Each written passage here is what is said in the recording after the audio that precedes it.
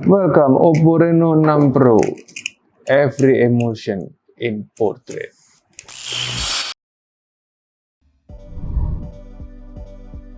Welcome back to Centris ID, your lifestyle provocator. Oke, Sep. Jadi hari ini itu saya kedatangan sebuah produk yang baru. Produk itu bisa kita sebut flagship. Ya. Dia tadi di awal kan sudah ngomong every emotion in a portrait. Apa maksudnya ya? Jadi kalau kita baca guidance ya, itu handphone ini itu terlahir sebagai handphone flagship yang videographer banget. Tetapi kalau menurut saya pribadi ada beberapa aspek ya, lebih kurang 4 aspek yang membuat handphone ini itu bukan sekedar handphonenya videographer. Kenapa? Karena every emotion in portrait. Emotion itu kan maksudnya bukan emoticon ya, tapi sebuah emosi ya in a portrait. Karena kita pegang handphone kan dalam tanda kutip itu portrait seperti ini. Kenapa?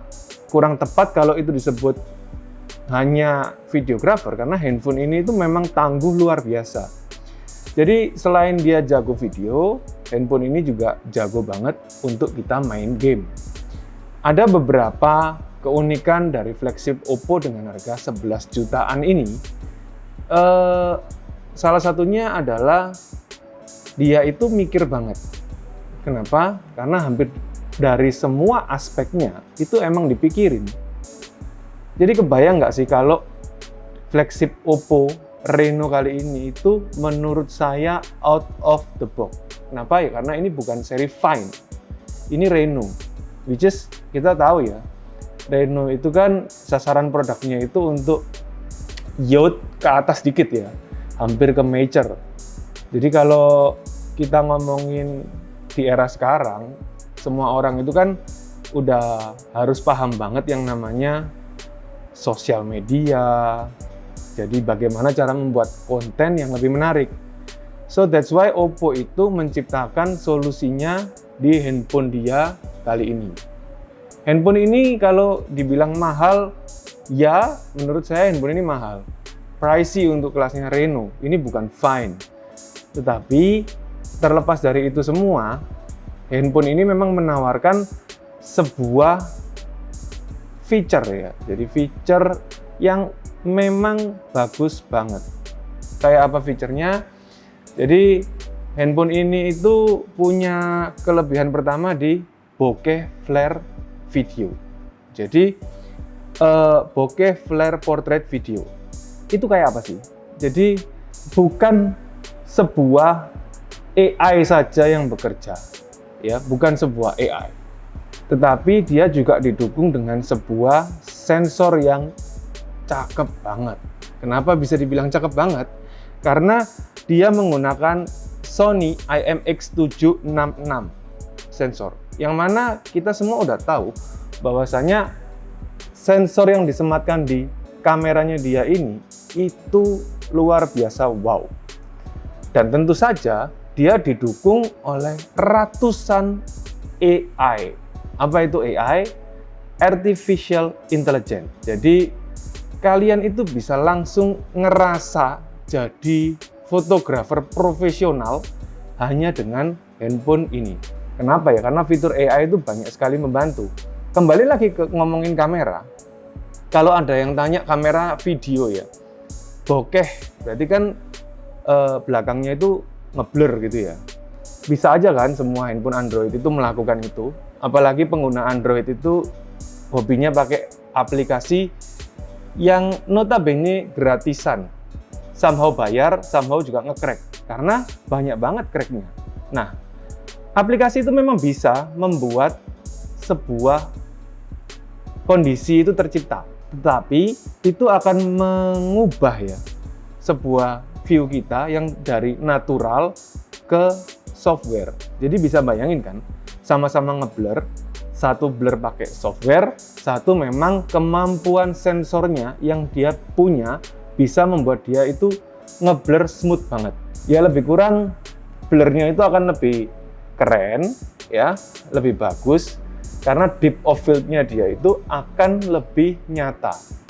Jadi kalau kalian penasaran dengan video blurnya bagaimana, itu bisa kalian lihat seperti ini.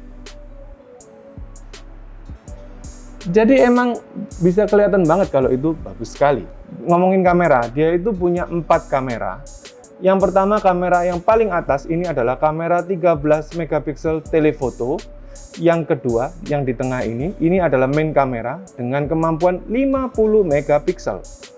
Dan yang ketiga, ini adalah kamera 16 megapiksel untuk wide angle.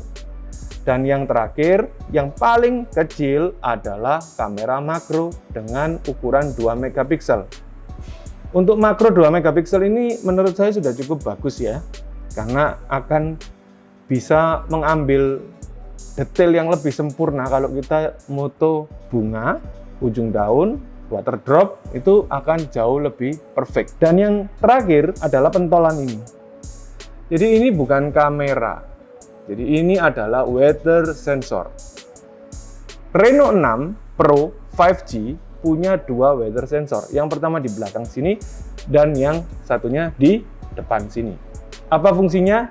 Tentu saja kalau kalian semua tahu dan paham fotografi, maka dia akan menentukan ya white balance yang tepat untuk foto kalian. Sehingga kita nggak perlu repot lagi ngeset white balance-nya. Jadi kebayang banget kan gampangnya itu seperti apa. Lalu kita sekarang masuk ke segmen desain. Jadi desain handphone dia kali ini bener-bener menurut saya, yang tadi saya bilang out of the box itu salah satunya ini. Kenapa? Karena ada 20 paten yang dikunci di handphone ini oleh Oppo. Jadi 20 paten itu bisa kita bilang adalah 20 improvisasi. Salah satunya ya, itu ada di anti fingerprint. Jadi lapisan doff ini itu nggak sembarangan dia bikin. Lapisan doff ini itu benar-benar dipatenin dia karena menurut dia ini adalah lapisan doff yang paling efisien. Secara kalau kita lihat memang unik.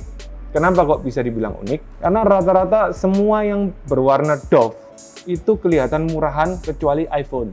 Jadi iPhone itu dia juga melakukan paten sama, sehingga intensity doff-nya itu nggak bisa ditiru oleh sembarang merek, baik itu handphone ataupun casing. Oppo kali ini punya formula yang menurut saya juga cukup tepat dan akurat, sehingga dia melakukan laser graving dengan sangat perfect, sehingga doff-nya itu memang kelihatan elegan banget dan tentu saja nggak murahan.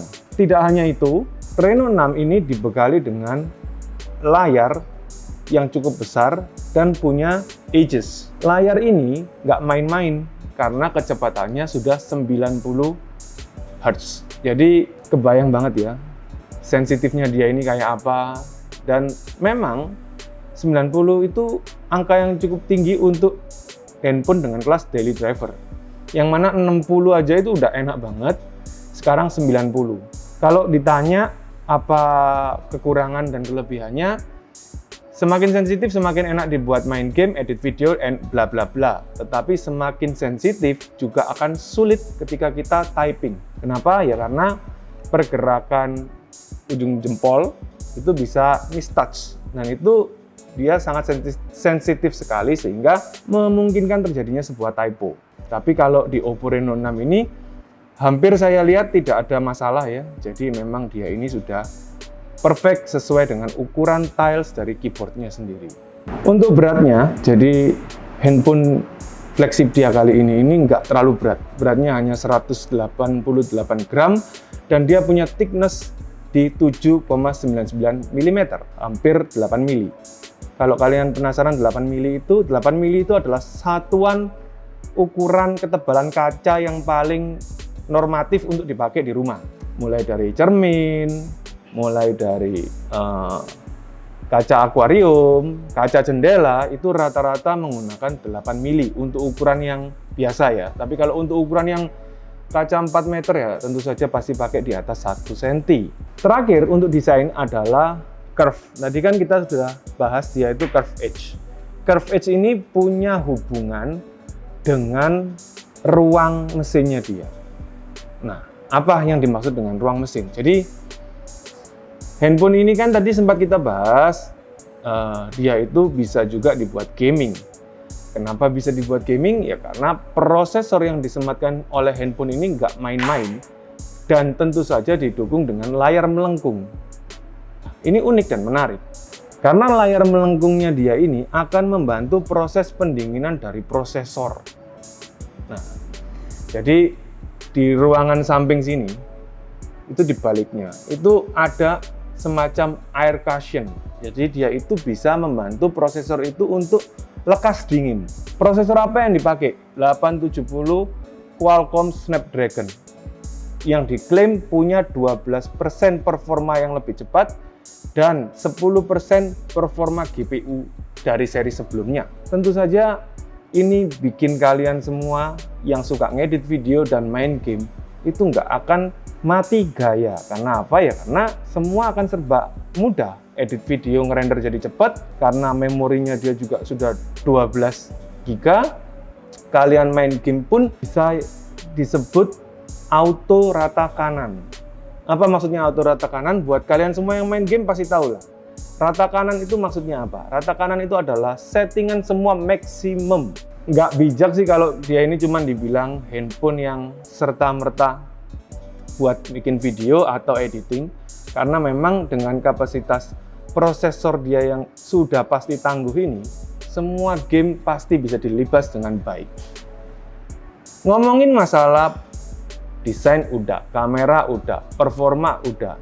Terakhir adalah baterai. 4500 mAh yang ditunjang dengan 65 watt Super VOOC. Jadi bagaimana rasanya kalau kesetrum? Ya saya nggak nyaranin kalian nyoba setrumin diri kalian sendiri sama handphone ini. Tetapi satu hal yang pasti, from 0 to 100 31 menit. Jadi bayangin, 31 menit handphone kalian pasti penuh. Jadi nggak usah tanya lagi kalau dicas 10 menit dapatnya berapa. Menurut saya tidak perlu. Hanya dengan 31 menit, handphone kalian sudah pasti penuh. Jadi chargernya ini menurut saya oke banget ya. Karena sepanjang Oppo ngeluarin VOOC, jadi itu juga adalah salah satu charger yang dipatenkan oleh dia. Itu nggak pernah gagal dan semuanya selalu baik-baik saja. Dan ada satu hal yang paling unik, hampir semua VOOC original itu kabelnya kuat banget. Jadi ini nggak kayak iPhone ya. Kalau saya pakai iPhone itu ujung chargernya pasti cepat rusak. Berbeda dengan punya Oppo. Karena apa? Nggak hanya pakai ya, saya juga jualan. Pelanggan-pelanggan kita itu nggak pernah ada yang nanya charger Oppo kabelnya rusak dan lain sebagainya, cara belinya di mana. Yang ada, mereka pasti nambah satu adapter lagi untuk ditaruh di luar rumah, seperti di kantor atau dibawa dia traveling. Karena apa? Karena VOOC ini benar-benar membantu kita banget ya dalam mobilitas kita. Siapa sih yang nggak tahu semakin kenceng prosesor, semakin bagus display, itu ujung-ujungnya semakin boros baterai? Everyone know about that. Siapa yang hari ini masih mau ngedit atau main game dengan kabel yang dicolok? Kalau saya enggak. Kenapa ya? Karena itu ngeribetin dan nggak enak memegang tangan. Beli aja kabel yang letter L dan lain sebagainya. Terserah. Menurut saya itu nggak nyaman banget. Kalau ada sebuah feature yang mana dia itu bisa membantu kita, kenapa kita nggak coba berpikir untuk pakai feature itu? Toh juga 31 menit ya, itu adalah waktu yang cukup singkat buat kalian meninggalkan handphone. Mulai dari kalian istirahat, mulai dari kalian mungkin makan, ya nggak ada lah orang yang bisa makan di bawah 20 menit dengan cepat. Kalaupun ada, kenapa kemarin PPKM teriak-teriak waktu 20 menit? Nah, itu adalah sebuah gambaran bahwasanya kapasitas baterai yang diklaim 4500 dianggap kecil itu bukan sebuah masalah. Kenapa? Karena 31 menit udah beres. Jadi ya menurut saya lebih baik seperti itu daripada kita nenteng-nenteng. Nah, untuk fitur-fitur yang lain seperti NFC dan lain sebagainya, udah pasti di flagship ini ada. Jadi kita semua nggak perlu bingung ya, karena ini flagship. This phone known as a flagship. Jadi kesimpulan saya untuk Reno 6 kali ini, sebenarnya kalau namanya diganti Find X mungkin, atau Find apa gitulah ya, itu akan lebih mudah terterima di pasar karena ya ini Find series yang mana ini mahal, lebih mahal dari Reno. Kali ini dia memberikan nama Reno 6 di handphone flagshipnya dia, yang memang adalah sebuah stage up atau level up dari Reno sendiri. Ya ini terkesan overpriced buat saya karena ini Reno. Tetapi kalau kita bijaksana melihat spek, melihat feature, saya rasa handphone ini layak untuk harga 11 juta. Tidak terlalu ada masalah menurut saya. Jadi buat apa kita itu terpaku di sebuah kurungan derajat merek lah, derajat klasifikasi. Toh sebagai pengguna handphone yang bijak, harusnya kan kita cukup tahu spesifikasi, feature, dan tentu saja buktinya. Apabila 3 opsi itu sudah dirasa wow, should be harganya juga wow. Jadi buat kalian semua yang mau beli, langsung kontak ke kita, di marketplace kita ada, kalian bisa beli secara online maupun offline. Dan buat kalian semua yang baru nonton, jangan lupa subscribe, nyalain lonceng, and leave a comment. Karena apa? Karena semua komen pasti akan dibalas. Kalian mau tanya apapun tentang handphone Oppo Reno 6 Pro 5G, pasti kita jawab.